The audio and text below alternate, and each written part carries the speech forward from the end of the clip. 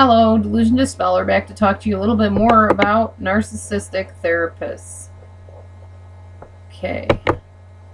Well, the next thing I have to tell you about that is that a narcissistic therapist thrives on flattery and exclusivity with a client. If you feel like that therapist has this little kind of relationship with you that's different from everybody else, or they tell you that, we have a thing, just you and me, we have this special relationship that nobody else, can relate to. You're just special to me. We have things in common and just that kind of stuff. Or if you find yourself just singing their praises all the time and telling them, wow, you're so much smarter than me, and you just know so much, and you're so helpful, and just kind of trying to flatter them because they seem to eat it up, yeah, probably dealing with somebody that has some narcissistic tendencies. I have to be honest, I love it when people bless me and say, you've really helped me, I love your channel. I wouldn't be human if I didn't like to hear positive things about what I'm doing.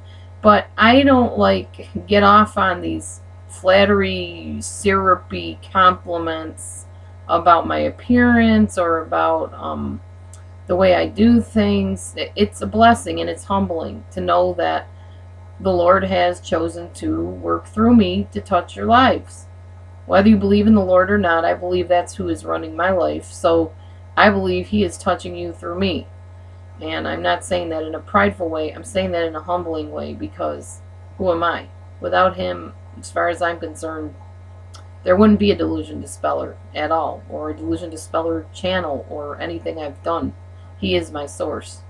So, thrives on client depending on them. I don't thrive on you depending on me. If anything, I'm trying to help you get to the point where you can stand on your own 2 feet so you don't need to depend on me for answers or otherwise.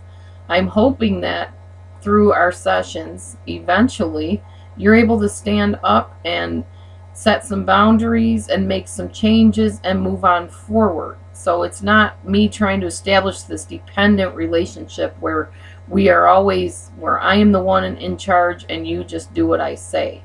No, because then that would make me as bad as the narcissist that abused you the first time. And that's not my plan.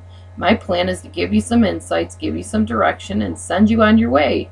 Apply it, let me know how it works. Maybe we need to tweak it a little bit, change some things up.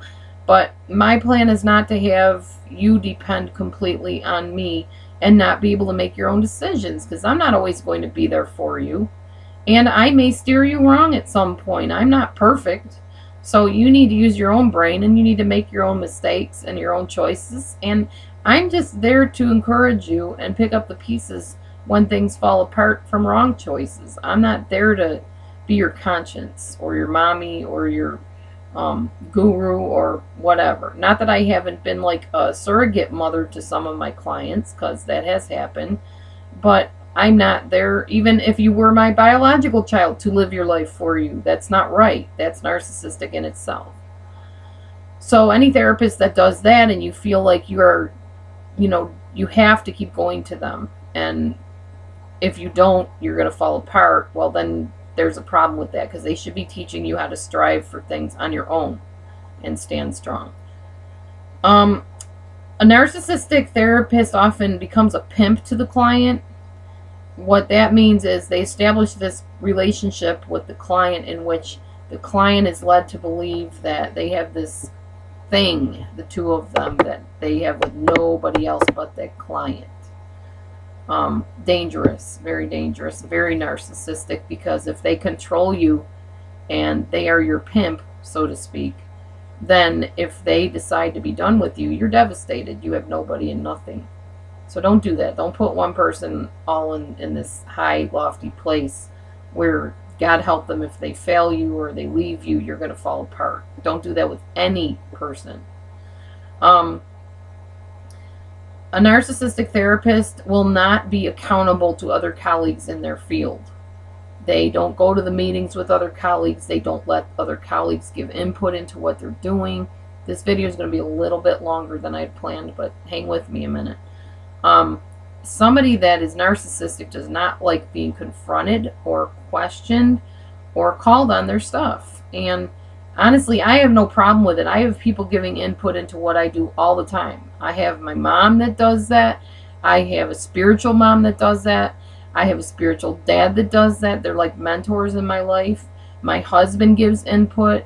I'm not beyond reproach, or approach or whatever.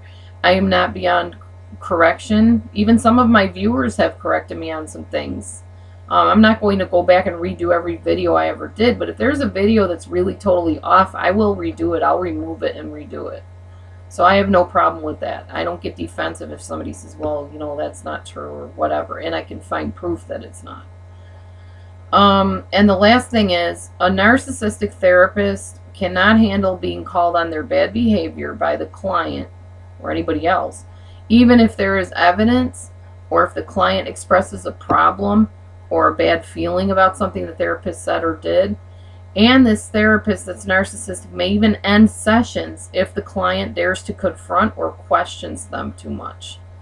Narcissistic therapists want to be the God. They want to be the guru. They want to be the be-all and end-all, know-it-all in your life. And you'll sense that they try to keep you away from talking to other people, seeking other answers, even going off on your own and finding answers. They want you to become totally dependent on them, and then they can do their little narcissistic mind games with you, which I'm sure many of you have already experienced. So I hope that answers the question about what are some of the signs that you are with a narcissistic therapist. And if anybody has anything else to add, please do, because I don't have all the answers, and this was a really hard one to come up with answers for. So input is appreciated. Please subscribe to my channel. Write me at DelusionDispeller@gmail.com. God bless you all, and thanks for watching my narcissistic therapist video series. God bless you. Bye.